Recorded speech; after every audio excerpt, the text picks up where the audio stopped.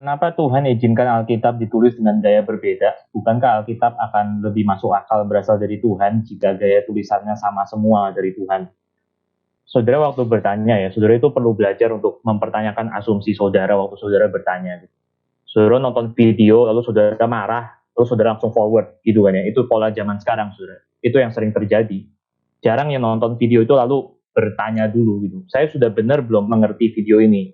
Jangan-jangan saya mikirnya dia serius, tapi padahal dia sebenarnya bercanda misalnya.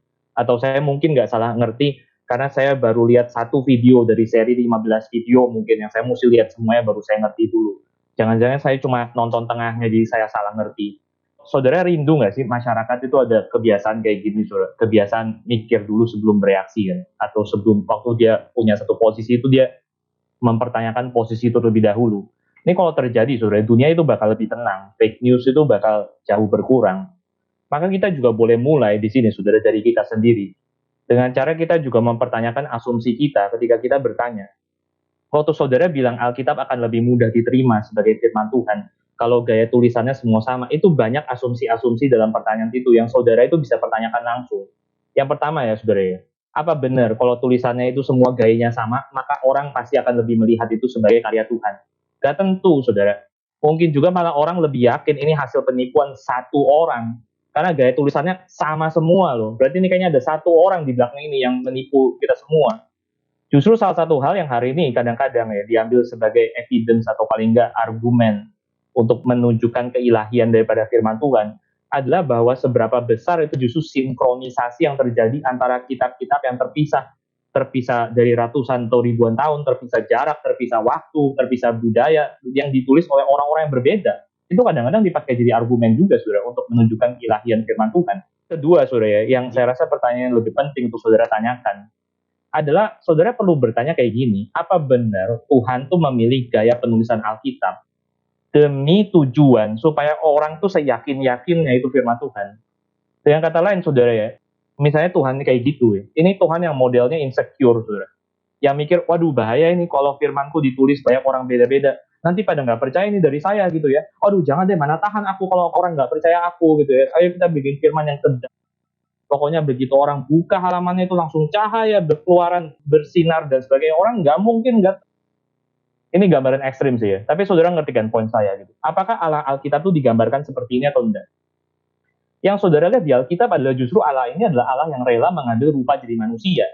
Dan saking miripnya dengan manusia, beneran jadi manusia by the way, sampai hari ini saudara masih banyak orang yang meragukan Yesus itu beneran Allah atau bukan.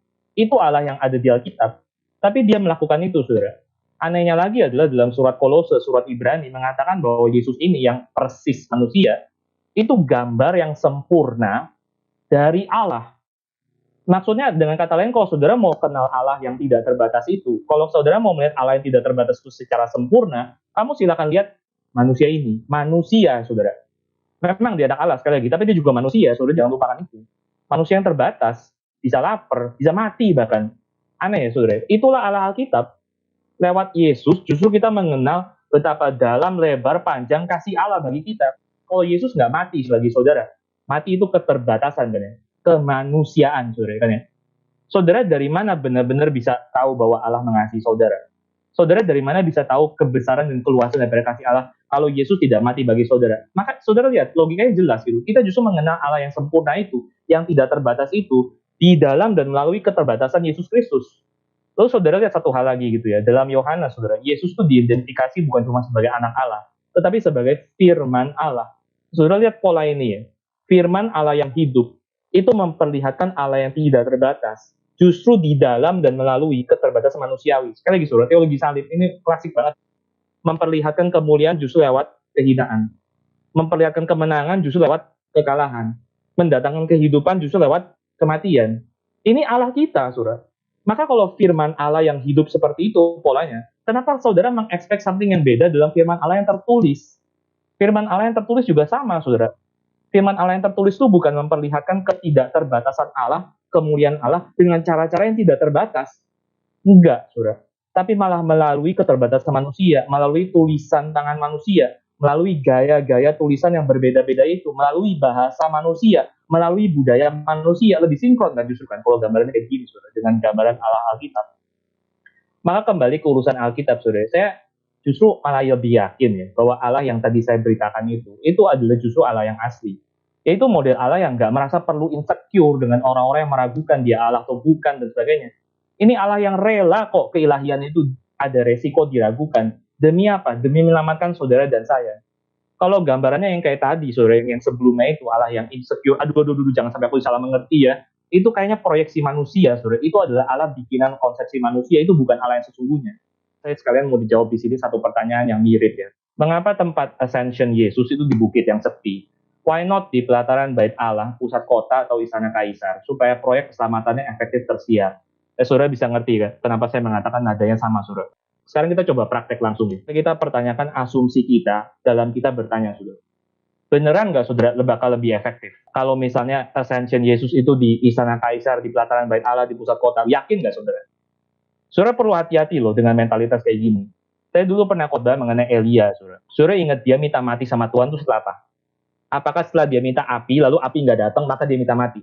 Enggak, saudara. Apakah setelah dia minta hujan, lalu hujan nggak datang, lalu dia minta mati? Enggak. Api dan hujan sama-sama datang, disaksikan semua orang. Semua orang melihat, saudara, itu api yang turun tuh dikatakan bukan cuma ngabisin daging korbannya, tapi sampai ke batu-batu yang disusun Elia itu hilang, lenyap, dihabisin sama api. Semua orang lihat itu. Tetapi yang terjadi berikutnya adalah Izebel itu tetap nggak percaya sama Allah Yahweh dan dia langsung mau membunuh Elia. Ini yang menyebabkan Elia depresi, saudara. Lalu ketika Tuhan menampakkan diri ke Elia, apa yang Tuhan katakan, saudara? Tuhan nggak ngomong dulu kan, menarik, saudara. Ceritanya pertama apa? Muncul angin keras, lalu datang gempa bumi, lalu lewat api, saudara. Tapi dikatakan Tuhan nggak ada dalam hal-hal yang spektakuler itu. Lalu baru belakangan dikatakan angin sepoi-sepoi basah itu muncul, dan disitulah ada Tuhan. Apa yang mau dikomunikasikan di sini, saudara? Kenapa Elia frustrasi? Karena dia nggak bisa terima satu hal. Kenapa Tuhan? Kok ini demonstrasi sudah begitu besar? Saya sudah lakukan di Monas ini, Tuhan. Saya sudah undang semua stasiun TV, Tuhan. Mereka sudah datang, terjadi kemenangan besar. Nabi Baal mati semua, hujan datang membasahi Israel yang kekeringan. Tapi lalu, keesokan harinya, dunia berjalan seperti biasa. Gak heran dia frustrasi. Saudara dan saya juga ada kemungkinan seperti itu. Karena iman kita itu ada pada metode, teknik yang efektif, cara yang masuk akal. Elia akhirnya galau, saudara. Gimana bisa dunia menyaksikan semua ini dan hati mereka tetap nggak diputar balik? Saudara ingat kan doanya Elia sebelum dia menurunkan api, saudara? Supaya Allah membuat hati mereka tobat, berbalik arah. Dan ternyata nggak kejadian. Benar, saudara, orang Israel kagum, sujud-sujud. Mereka membantai orang-orang fasik, yaitu nabi-nabi Baal. Tapi ternyata setelah itu, hati mereka itu nggak benar-benar berubah. Elia frustrasi, saudara, problemnya adalah karena dia memandang rendah dosa. Dia pikir dosa itu bisa diselesaikan dengan metode tertentu yang lebih efektif, teknik tertentu yang lebih masuk akal. Sama seperti kita merasa kalau saja Tuhan ascension di pusat kota, kalau saja Tuhan pakai metode A atau B, kalau saja Tuhan tulis wahyunya dengan cara gaya tulisan semua sama dan sebagainya. Yang terjadi di balik ini adalah saudara sedang memandang rendah dosa. Saudara pikir dosa bisa diselesaikan dengan metode natural, jangan-jangan. Hati-hati, saudara, dengan asumsi seperti ini. Akhirnya seperti Elia, saudara sedang menaruh pengharapan yang terlalu berat di atas tumpuan yang nggak kuat. Lalu akhirnya tumpuan itu remuk dan runtuh. Dan setelah itu saudara jadi jatuh terpuruk terlalu dalam. Ini sayangnya adalah jadi sering banget jadi cerita hidup banyak orang Kristen, saudara. Karena salah ngerti Tuhan. Nggak mengenal Tuhan itu sebagai Tuhan yang datangnya itu nggak harus lewat angin keras. Nggak harus lewat gempa bumi. Tapi bisa juga datang dalam angin sepoi-sepoi basah. Saudara, ini satu hal yang kita boleh belajar ya. Mengasumsikan pertanyaan kita, saudara. Dan saudara mesti sadar, karena kenapa mesti pakai cara seperti ini? Karena Allah yang saudara sembah itu gak bisa dikunci dalam laci-laci kita yang terlalu sempit.